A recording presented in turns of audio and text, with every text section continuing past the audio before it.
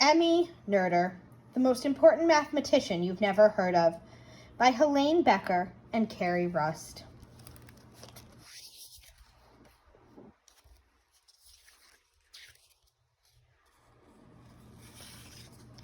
Meet Emmy Noether, the mathematician who solved the mystery of why some laws of physics, such as the law of gravity, never change.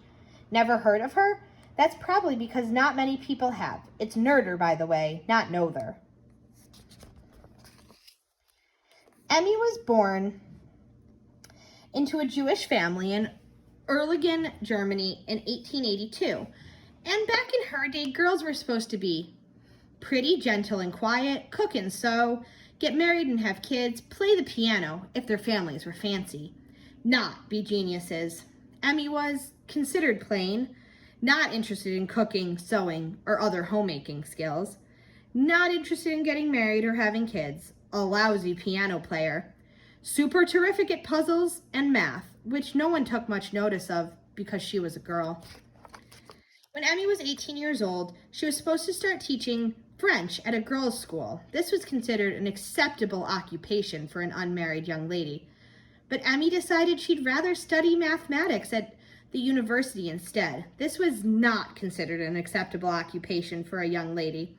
In those days, women weren't even allowed to attend university. Her proud and doting father, who was a professor at the local university, pulled some strings so Emmy could sit in on classes. She could go to the lectures, but couldn't take tests or get a degree. Emmy was much smarter than everyone else in her classes. The other students knew it and didn't much like it. After all, girls were not supposed to be smarter than boys. See page 6, not be geniuses. They also didn't like her messy hair, her booming voice, or her habit of talking enthusiastically while she ate. See page 6, be pretty, gentle, and quiet. But her fellow students did like that she helped them with their homework and that they got to take credit for all her nifty ideas since she wasn't officially a student. Say it, don't spray it, Emmy. So unladylike. When the university finally changed its no woman students rule 3 years later, Emmy was allowed to earn her degree. Then she ran into another problem. Women were not allowed to be professors or teach men anywhere in Germany. Emmy loved math so much she found a way to teach anyway. She did it for free. That let her keep doing the research she loved and come up with new ways to think about and do math. But just like when she was a student, other mathematicians took credit for her work or forgot to credit her. They knew they could get away with it. If Emmy spoke up, she could get kicked out of the university since she wasn't supposed to be there. The very idea. Harumph. 999. Meanwhile, another super brilliant, messy-haired person had come up with a thrilling idea. Albert Einstein's general theory of relativity describes how time, space, mass, and gravity are all connected. And it was a thing of unparalleled beauty. Almost, you see, this thrilling idea seemed to have a hole in it. Utter genius. Whoopsie. Let's take a closer look at the problem. Einstein's theory depends on some well-known laws of physics that explain the physical world. They are laws because, as far as we know, they can never be changed or broken. For example, when you drop a bowling ball, you can be sure it will fall down, not up. That's because its behavior is ruled by the law of gravity. And when you roll a bowling ball, you know it'll move in a nice, predictable line rather than wandering off to do loop-de-loops by itself. It won't do what it's doing in the picture. Its behavior is ruled by the first law of motion, which says objects in motion stay on a predictable path. Einstein's general theory of relativity involves the conservation of energy principle, which says the amount of energy in a system must be conserved or kept exactly the same, no matter what. For example, a bowling ball can't magically be created out of nothing, and neither can energy, nor can energy be destroyed. It can move from here to there or even change form, but the original amount always exists somewhere. Last but not least, it can't turn into something else completely. A bowling ball could never become a donkey.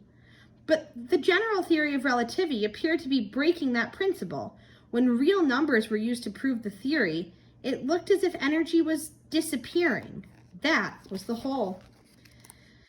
Many of the greatest scientists of the day tried to solve the problem. They couldn't. Several of the greatest mathematicians of the day were called in. They were stumped too. In desperation, they called Emmy Noether.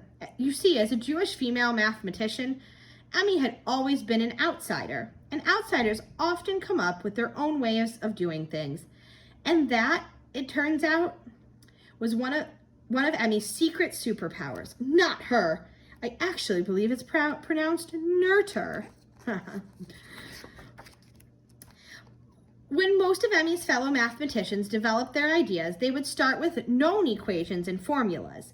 But Emmy's method was to look first for any larger patterns. For example, if Emmy were to study socks, she wouldn't worry about details such as what kind of thread was used to sew them. She was more interested in figuring out the sockness, or what makes a sock a sock. And it was this outside-in approach that helped Emmy pinpoint the reason for the problem in the general theory of relativity. Clothing plus feet equals sockness. Ah, warm tootsies.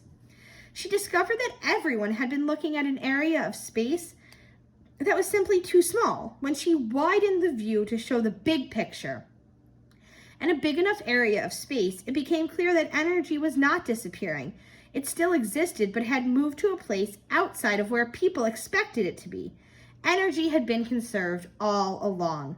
Super Emmy had sewn up the hole in Einstein's grand theory by proving the part of it that no one else could. Everyone, including Einstein, was impressed and grateful. The general theory of relativity became super famous, and so did Albert Einstein. Emmy, however, did not. She didn't mind, though. She was still doing work she loved. Besides, it led her to all kinds of new, exciting ideas. While working on the general theory of relativity, Emmy noticed intriguing mathematical patterns in the data, patterns that led her to an important discovery. The mathematical laws of symmetry and the physical laws of conservation are connected. This discovery proved that each conservation law is paired with a symmetry law, and that led Emmy to understand why the laws of physics are laws and can't be broken. It also proved that certain kinds of physical events will always occur in exactly the same way, symmetry, whether they happen now or later, here or there, while standing still or in motion. As obvious as this might seem, no one had ever proven it, and that made it a very big deal. In fact, Noether's theorem, as the discovery is still called today, was as revolutionary and earth-shaking as the general theory of relativity. It completely changed our understanding of the universe. And Emmy wasn't done yet. She went on to figure out new math concepts that would be used by scientists to help them understand atoms, and by future mathematicians to develop computer software. So why in the world don't we know as much about Emmy Noether as we do about other important scientists? You might have guessed part of the reason. She worked in a field of study that didn't welcome women, and her male colleagues didn't even think to give her credit when they used her work or included it in their own. The rest had to do with a terrible twist of fate. Things had started to go pretty well for Emmy by the early 1930s. She was finally getting international attention for her achievements, and even though not everyone was happy about it, she was earning a small salary as an assistant professor. But in 1933, the Nazis came to power in Germany. They promoted the hatred of and discrimination against certain groups, including Jewish people like Emmy. Life became increasingly difficult, and Emmy lost her hard-won university position. Still, Emmy kept teaching in her home and in secret. Everyone was welcome, as long as they loved math. Emmy's friends were scared for her. The Nazis were arresting Jews and sending them to labor camps. Many were never seen again. How long before the brown shirts appeared at Emmy's door? Not for math lessons, but for her. With her life in danger, Emmy decided she had to flee. Do you know where she's going? In the United States, many people, including Albert Einstein, worked to help Emmy. They found her a job at a women's college where she was welcomed with open arms. Now, for the first time in her life, Emmy was surrounded by female colleagues and students. It was to be the beginning of a spectacular new career. Tragically, though, Emmy got very sick and died soon after her arrival. Her ideas, however, live on.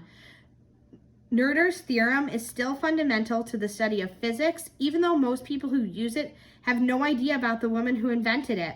And her later work plays an important role in the fields of quantum mechanics, the area of physics that studies the inner workings of atoms, and computer science, a field of study that didn't even exist in her day. So, just who was Emmy Noether? A loud lady, great friend, super brainy, inventor of not one but two major ideas that changed how we understand the universe, a very important thinker.